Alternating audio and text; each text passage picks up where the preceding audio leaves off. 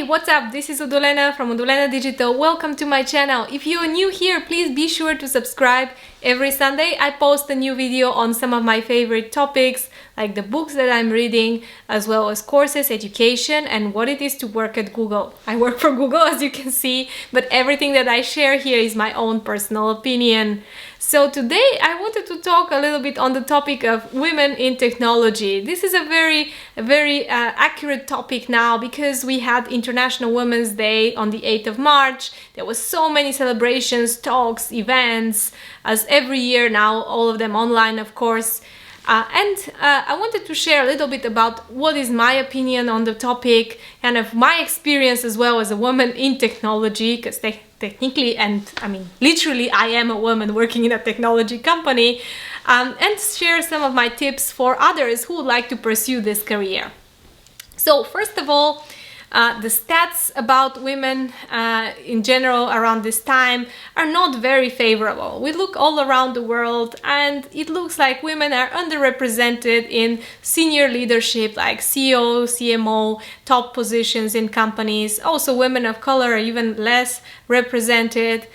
We see there is a pay gap. On average, for every pound that a man earns, a woman earns ATP, so about 20% less.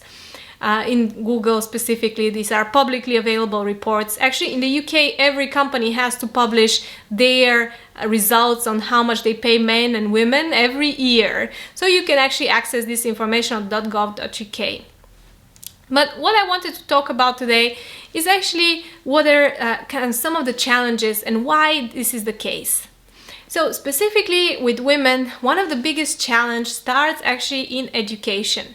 A lot of women decide to go for subjects which are not related to the most valuable subjects for technology, which are science, technology, and mathematics, or the so-called STEM subjects.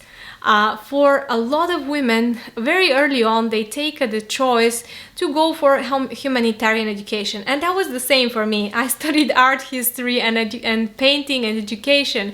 That had nothing to do with technology. However, there is the point that you can always decide, change, and study, and you can end up working in technology like me. And I have met also a lot of women who have self-taught themselves to code and now they work at Google. I've met also a lot of men who have done the same thing. So it's never too late. It's always possible if you are determined, if you want to put the effort. There's plenty of resources online and courses and education that you can access and you can teach yourself. It's not something that you necessarily have to have a degree in order to work at Google or any other tech company.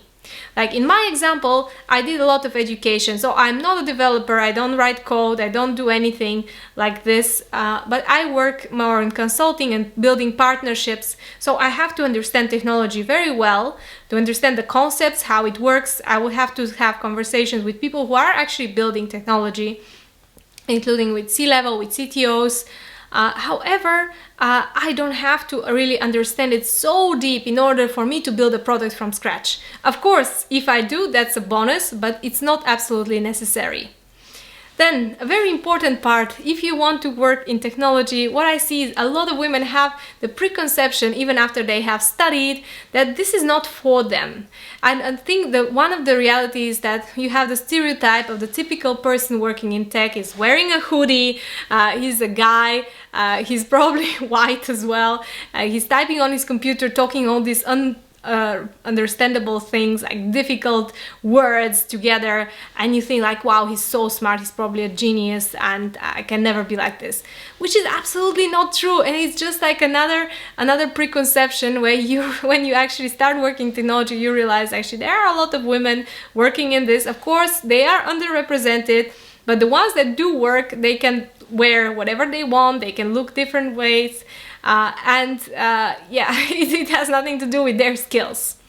Also, I see a lot of women, I know they're very smart, but they would say, oh, technology is so boring, technology is not for me, I'll have to understand very difficult things, I won't be able to cope. And I think this kind of lack of confidence is bringing even less and less women into these fields because they gravitate towards the social media, the creative jobs, the marketing, or the and the jobs that are not really related to technology. But the reality is, in the future, everybody's job will be in tech. Even jobs that now are actually not required to have any technical knowledge, in the future you will have to have it. This is absolutely crucial to understand, that in the future we'll rely more and more on automation, artificial intelligence. We'll all be working in tech. And now a lot of products that are going to see the future in the next 10-20 years are being in development. And having more women participating in the development and kind of just being part of the conversation will make these products better for everybody.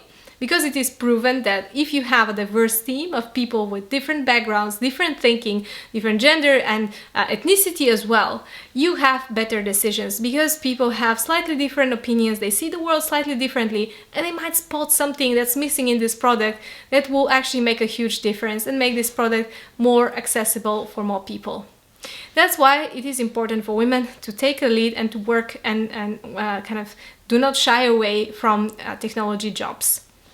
Then another good perk of being in technology is that it's so innovative. There's so many things going on and you have to learn continuously. So if you like learning and if you like challenging yourself, understanding new topics, it's always changing. So even if, let's say, you were the best 1 year ago, you have to keep up with your knowledge, which actually gives you hope, because you can start as someone completely new, learn a lot of things, and then suddenly you are actually the most informed person in the room. Some realities of being a woman in tech are the fact that you will be doubted. I have to prepare you for this. If you start in technology, you are very likely to be the one woman in the room. You would be sitting with other men, a lot of senior men. I work with a lot of startups and tech companies around the world. And what I see is majority of them, with small exceptions, they would be white male founders. There's very, very few women founders, very few people of color or women of color founders, and C-levels. What I find interesting is actually Eastern Europe has a lot of companies with female representation on a higher level.